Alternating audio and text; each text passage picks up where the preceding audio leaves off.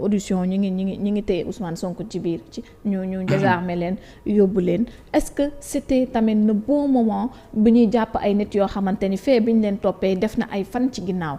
non bi dee fan ci ginnaaw le procureur de kii là comment on appelle. de Mbour. n'était pas saisi. cause de blessure bu noo porte plainte cause de blessure tant qu'il n'y a pas mort d'homme wala ay amputation peut-être à la limite mais à la rigueur. mais ay cause de blessure dóor na ma gaañ na ma damoon sama bëñ borom moo koy indi. le procureur venait d'avoir la plainte des populations le procureur a été clair de Mbour. ce qu'il a dit est clair nee na ku ci gaañu wala dara porter plainte ñoom aussi bu ñu gaañoo porter plainte mais taal nee na ils ont des certificats médicaux il n'a qu'à l'amener à Mbour. fallait-il attendre. non ils n'ont pas attendu de ça faisait 3 jours 4 jours dans la semaine femme bi mu génnee ci télé bi la ko wane. les gens sont allés xam naa ils lui ont conseillé d'aller que ses frères autres là qui étaient blessés gis naa leen ci net bi. ils sont allés à l'hôpital le temps que médecins yi xool leen xool ñu ci damm wala xool ku gaañu après ils leur ont fait des certificats médicaux parce que médecins aussi sont prudents léegi doo ñëw rek ñu defal la quoi dañuy bañ nga simuler leen ay gaañu ak yooyu quoi donc les médecins ils prennent leur temps ils regardent ba wóor na yow blessé wu nga parce que 21 jours 45 jours c'est beaucoup il y a ce qu'on appelle des infirmités parfois temporaires sax ça peut venir permanente comme temporaire donc c'est ça. et puis le procureur a reçu la plainte day ñëw ci courrier bi bu ko jëlee la koy régler doo koy jox gendarmerie te soit transmis les gendarmes doog a ñëw. est-ce qu'on ne pouvait pas attendre le lendemain par exemple wala avant la convocation ñu jël leen bu mu leen ko joxee ci saa si ñoom dañuy ñëw jël la c'est-à-dire il leur a donné le soir transmis la veille ça a coïncidé avec la convocation il pouvait pas le faire le même jour non le procureur leur a donné le soir transmis le mercredi leen koy jox dans la soirée courrier bi di ñëw CV bi sax doo xam ne courrier bi ñëw la. day gis enveloppe bi day teppe rek fekk ko ci procureur du woo kenn doon day bind rek jox la donc c'est des faits yoo xam ne il fallait le prévoir quand on a vu les blessures les bagarres là. donc c'est normal ñoom aussi s'ils sont blessés ils n'ont qu'à porter plainte pour cause de blessure le procureur il a dit ça nee na ku ci gaañu porter plainte moi je vais instruire pour cause de blessure réciproque amul benn problème pour moom ku ci indi sa 5 jours indi da nga day condamné ñëpp mais ku nekk nag tu seras condamné en fonction de la responsabilité qu'il va t'imputer. La responsabilité, il y a l'imputabilité et la responsabilité d'abord et l'imputabilité. Moo tax ñu ne les fonctions de la peine, il y a l'égalité et la légalité, ça fait deux. La légalité, c'est le principe du droit. L'égalité bi avec L apostrophe mooy à peine faute peine égale par rapport à la faute. Faute bi nga def peine boobu la ñuy dóor ba nga xeex ak nit. nga moom mu am 45 jours nga dagg loxoom. yow ñu tëj la 2 ans moom mu am ay conditions simples yu mu def. moom yow ñu tëj ko moom 1 mois. donc le procureur de Mbour a dit lui il fait ku indi sa plainte mu jël ku ci gaañu ñëwal. parce que il gère l'ordre public dans ce cas. il n'a pas dit que ñi ñoo non en fond kenn ki dafa am 21 jours kenn nga am 45 jours c'est arrestation. mais major bis bi ñu leen arrêté noonu fekkoon dëkk bi ñu ngi yaakaar que ni tension mën na am à tout moment gis nañu Sonko. condition bi jeex na taxawoon na ne duma dem sans mes gardes du corps ba nëga ni si ñu ngi wax ne enlèvement la il s'agit tey ci benn enlèvement bu ñu def léegi tey supposons Ousmane Sonko bu riposté woon bañ a bàyyi ànd ak avocat yi dem est-ce que mënu woon créer beneen ñibbi këram est-ce que mënu woon créer beneen trouble non du créer beneen trouble je pense que parce que xaar ba ñuy lu risque ñu jàppee fa juróomi nit Mbour là c'est visible dans le net xam nga aussi il faut que ñun ñëpp mooy li am nii rek boo waxee ñuy saaga ci net bi di saaga ñii ngi saaga ñii ngi wax di wax rek ku nekk gàddu sa làmmiñ di réel yi c'est baaxul ce qui se passe au Sénégal là dana am ñu bari danañ ko fay te du yàgg et devant Dieu yàlla na leen teg nattu. gis nga réew mënut a am nu mu mën a demee ba nga jël sa làmmiñ di wax lu dul dëgg di wax loo xam ne du xam-xam teguwul fenn il faut que les gens soient prudents nous sommes des Africains rien ne se pardonne ici.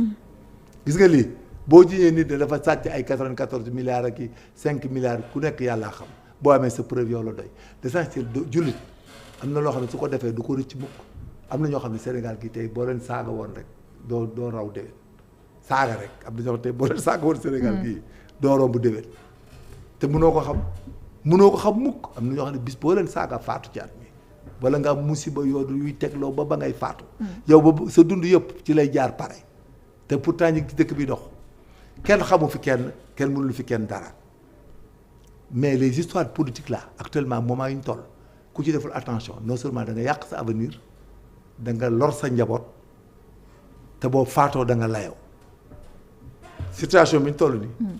ndax dégg naa nit ñi wax loo xam ne ci net bi mel ni ay mala sax du ko def mala du ko def mala te gis nga li ñu koy waxee da koo jarul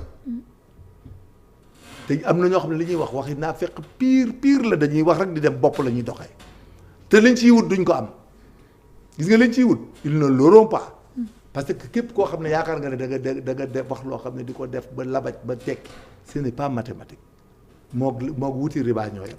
mais blessures yi am Mbour c'est visible la bataille là même les gens s'ils parlent sur Cheikh Macky Sall dem na bataille France gars yi génn di ko naan ko Macky nangam dem na États-Unis gars yi di organiser à partir d'ici def ay levier gars yi di wax en Afrique am na ñoo xam tey bu doon génn tey dem dëkk bu mu dem am na ñoo xam dañuy def ay levier di wax mais ku fa dóor nit gaañ ko dañ lay jàpp qu'il soit les gardes-corps de Macky Sall qu'il soit des personnes ku mën a doon lañ lay téye. mais fii il s'agit benn xeex boo xamante ni ñaari côté la. waaw mais wax na ko mais xëy da ngay porter plainte da ngay porter plainte désigner ñi nga xeex. parce que ñoom nee nañ ñi ñu fay boole yóbbu yëpp chef de sécurité bi loolu la xam que ni du ñooñ ñëpp sax ñoo nekkoon ca ci kii dañoo ñëw boole ñëpp yóbbu te am na ñoo xam te ni il n'était même pas présent tey jii la ñu bénéficier d'un retour de parquet. mais jeex na bu ñu demee procureur bi réglé gul dossier bu koy réglé bale man maa ngi dégg mu ñi ci àndutoon fekke wuñ ko mais population yi xàmmee nañ képp ku leen dóor mais madame c'était pas des blagues l'affaire de Mbour ah l'affaire de Cikila c'est pas ñoom assumé nañ que ni ñoo riposté parce que dañ leen attaqué mais riposté loolu la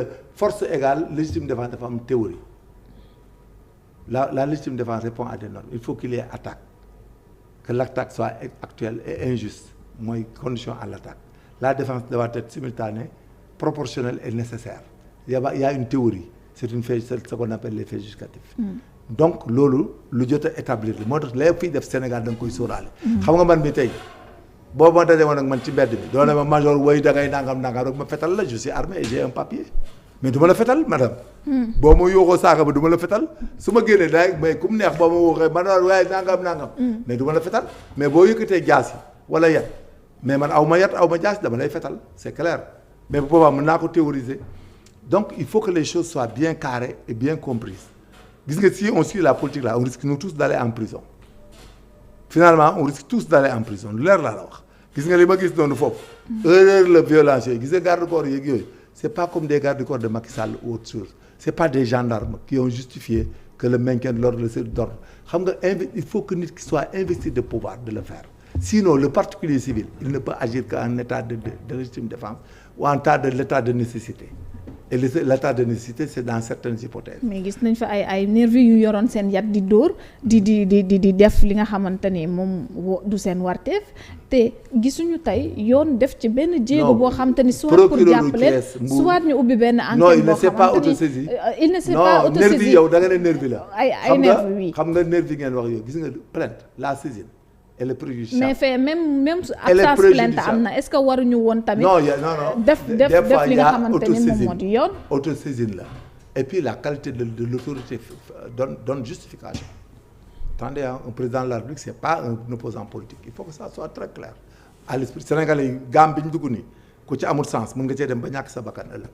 parce que xamul tax Macky Sall est un président de la République un ministre de la République du benn ak même un opposant qui fût-ce que tu sois. C'est une chose à très prendre en compte d'abord. Un opposant n'est pas un président de la République. Il n'est pas investi de pouvoir et d'autorité. Il ne peut pas ordonner la loi et commander légitimement. C'est pas mathématique.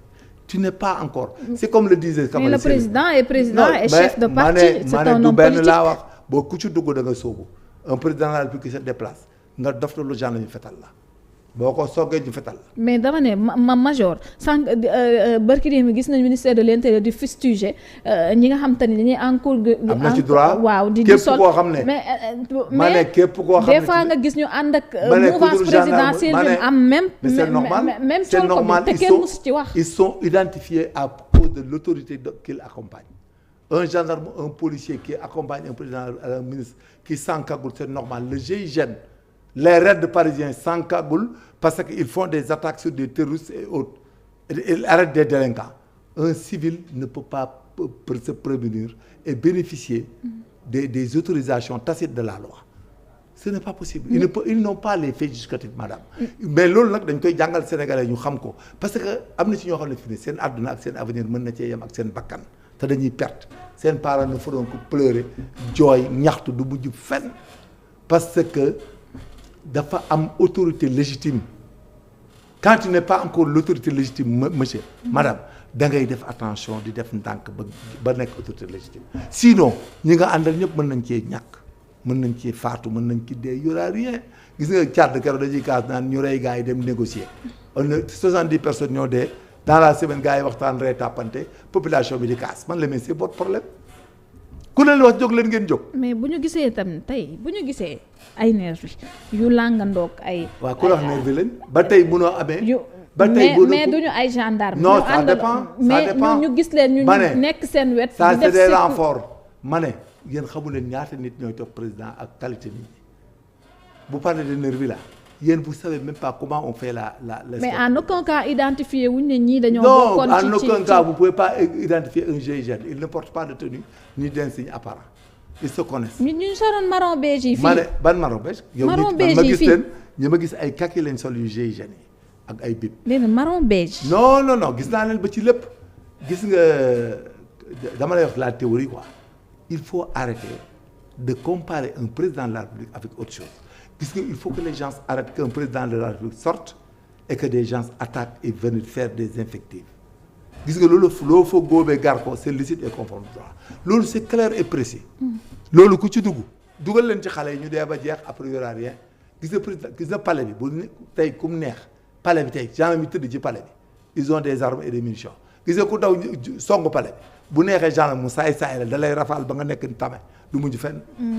waaye parce que y a un décret 74 571 qui le légifère lorsque les postes que nous occupons sont attaqués par des personnes lorsque même les personnes que nous gardons il faut arrêter c'est-à-dire il faut qu'on essaie gosses yi nga xam ne ñoom fugg rek la ñuy demee te tayuñu sax la ñuy def parfois il faut que les jeunesses là parce que université y a tellement de gosses qui ont été à l'université ñoo xam ne suñu morom la ñuy topp ci ñoom tous ils ont échoué léegi ñu ngi def ay liggéey yu bon ñu ngi di jaay café ñi ngi jaay lu ne fii lañ nekkoon ci université di réel li bañ a jàng boo leen waxee jàng lañ def leen nii ñu bañ ña ca des nga Mbàkke toog ñi ngi neew nangam temps yi bay nekk fak rek ngay dégg ñuy nettali égal zéro gis nga en Afrique si tu veux réussir en Afrique il faut penser à ton propre avenir, à ta propre protection. Oui. Et puis il faut être persévérant, il faut faire preuve de perspicacité dans les études et la correction. Gis nga si monde de dealer là. dugg génn foo dugg génn bu foofu baaxul nga génn fa ca des ah.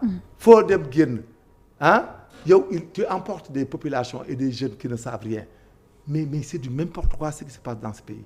Tout le monde est dans la politique, tout le monde parle finalement. li ñuy wax yëpp seen intérêt la ëllëg gis nga bis boo faloo 6 mois koo ci tëb defaloo ko décret bu la xasee rek nga daw da ngay fébriliser wu. il fébrilise et puis loolu sax dañ ko war teel a préparer même dans les oppositions même les oppositions doivent se préparer à ne pas accepter la fréquentation de certains types de personnes parce que ëllëg ñooñu ñoo lay loraat parce que fonds de commerce lañ koy def au moment des rentes là de la récolte là il faut que tu récoltes pour eux looloo tax léegi président bu ñëw ñu fragiliser la. koo ne du ma la nommer mu xas la. mais il faut être un président courageux comme Macky Sall parce que Macky Sall problème bu mu am ak nit c'est parce qu'il prend des décisions de management dures il l'a dit récemment ministre kenn mënu ko continuer di nekk rek sa morom war na koo nekk wala buñ boo fa sonnee wala nga nangam war nga dem feneen mais quand tu le fais tu auras des problèmes comme lui problème yi am c'est quoi le management c'est de savoir faire des ruptures difficiles quand tu fais des ruptures difficiles comme Macky Sall les gens, les civils là, les populations, nous sommes une population dont notre cognitif là, dans certains domaines, sentiment la ñuy demee Sénégalais sentiment lay demee Sénégalais xamul luy intérêt dëgg gi xamuñu ko dañ leen de ils sont emportés tout le monde est maintenant là-dedans li waaj naan daara yi tas na lépp tas na ñëpp a ngi ci politique bi c'est n'importe quoi. voilà lépp a tas tout le monde est là-dedans. mais Major dafa mel ni la ñu cëralee woon ci waxtu jeex na.